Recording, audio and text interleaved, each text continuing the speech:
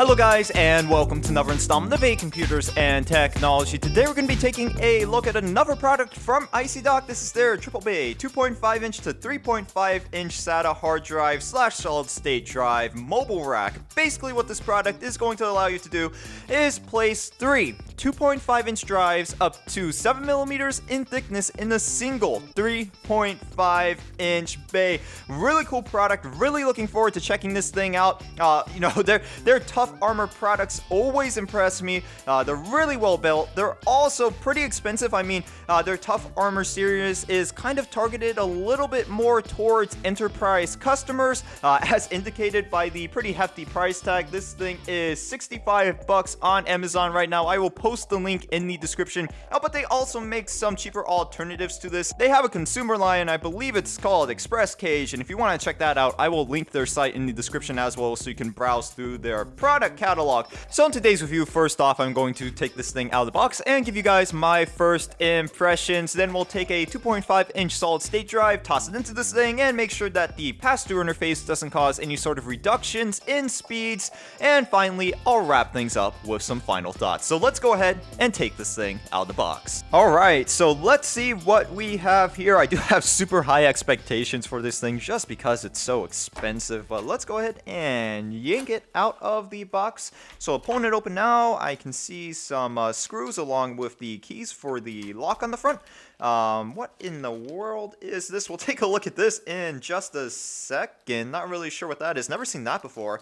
And then we will pull this out of the box, and that's about it as far as contents of the box are concerned. And let's see what else. Okay, just a little packet. And I feel a user manual right under it. There we go. There's our user manual. And here is the drive cage itself. And man, this thing just feels tough. Holy cow. Now I could talk for a couple minutes about how tough this thing feels, or I could just take a Prius and run it over. So as you can see, I have the drive bay right under my front left tire, and we're gonna drive right over this thing. Now there is already a video like this on YouTube where someone takes a bunch of these and runs them over. I want to try it for myself. Now I'll link that video in the description just to give kind of credit, but I really want to try it out. So let's go ahead and drive over this thing.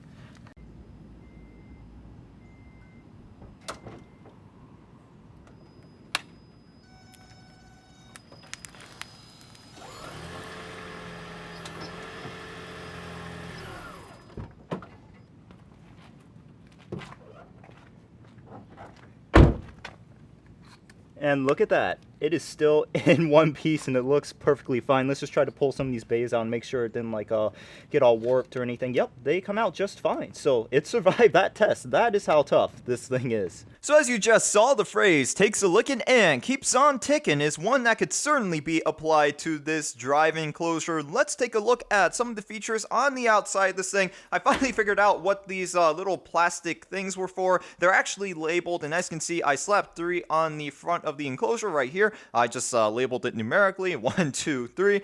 So to pull a caddy out, all you do is push down on one of these buttons, the arm will pop out, pull on the arm, and you can take the entire caddy out to remove or install a drive. As you can see, there's also a lock on the front of the bay. This locks all 3 caddies in place, so I will demonstrate that right now with 2 of them still inserted, so I'll just lock it right now. And as you can see, I can't get the arm to pop out if I use the key again to unlock it. There we go. I can now pull them out, so that is a nice feature to have. Make sure your drives don't go anywhere by accident. So we pulled all those out. We'll take a look at the back now. You can see our 3 SATA connectors to the back and a connector for power as well. Definitely adequate ventilation on this thing. We have some ventilation on the bottom, ventilation on the top, ventilation on the back, and of course ventilation on the front of the drive caddies. Now I'm going to install this 2.5 inch ADATA SP550 solid state drive into the number 2 caddy. The process looks pretty straightforward. First we have to remove this plastic bracket, then I can install the drive using the included 2.5 inch hard drive screws.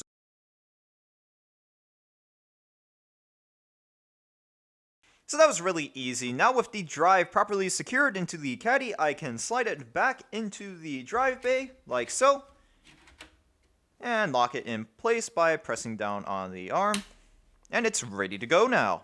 While I was setting up the really ghetto test setup over there, I thought of something that might interest you guys. So I was looking at the SATA connectors and I noticed that they were really close together, so I grabbed 3 SATA cables to make sure that you could plug 3 SATA cables in at a time without any sort of issue, and as you can see, yep, there's enough space to do that. I ran 2 1GB crystal disk mark tests, one with the drive inside the drive enclosure and one with my solid state drive directly hooked up to my system SATA 2 ports, and there was no noticeable deviation in overall speeds. Now I also ran an 8GB test on the solid state drive while it was inside the drive enclosure just to put a little bit more stress on it, and during that time I had crystal disk info open to periodically check on the temperatures. During that benchmark, the temperatures did not exceed 45 degrees Celsius at any time. Okay, so with my solid state drive, the access indication light was only remaining a solid green and it wasn't actually blinking when the drive was being written to or read from.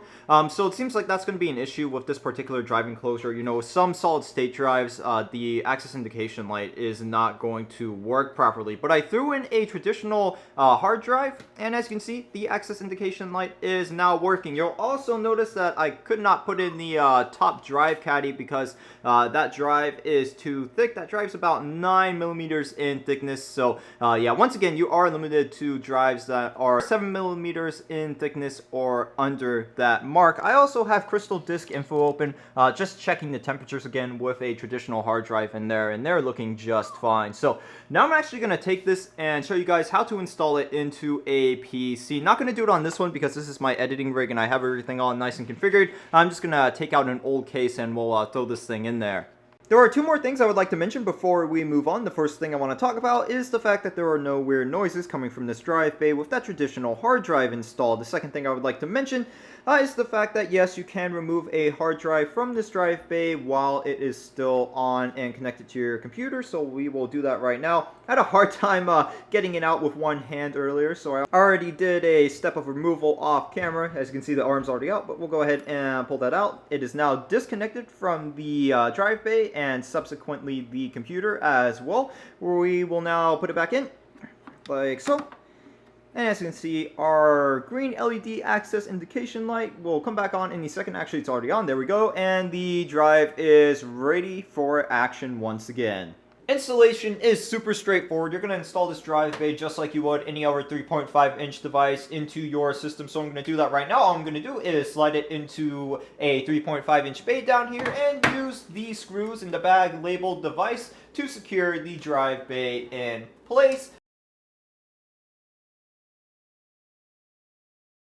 Alright guys, so that's going to be nearly it for this overview. Overall, I thought this was a great way to consolidate several drives into a really small space. It's tough as nails, easy to use, and plug and play. But not all was perfect with this. There were a couple issues that I ran into with this drive bay. The first one is that the access indication lights on these may not work with some solid state drives. The second issue I want to bring up is the fact that these drive caddies can be a little hard to get out at times. There was 1 or 2 times in the video where I just couldn't manage to get the arm to swing out. That might be because we ran this over with a car.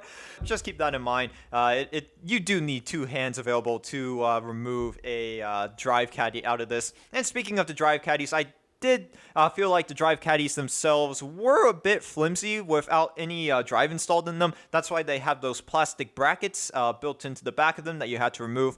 They're definitely on the flimsy side without anything installed in them. So that's going to be about it for this video, guys. If you have any questions, comments, or concerns, you can go ahead and post a comment down in the comment section. Don't forget to drop a like on this video. If you didn't like this video, please tell me why. And of course, please don't forget to subscribe to the YouTube channel. If you want to support me, you can use my Amazon or eBay affiliate links. You can also support me by checking out my Patreon. All of those links will be down below.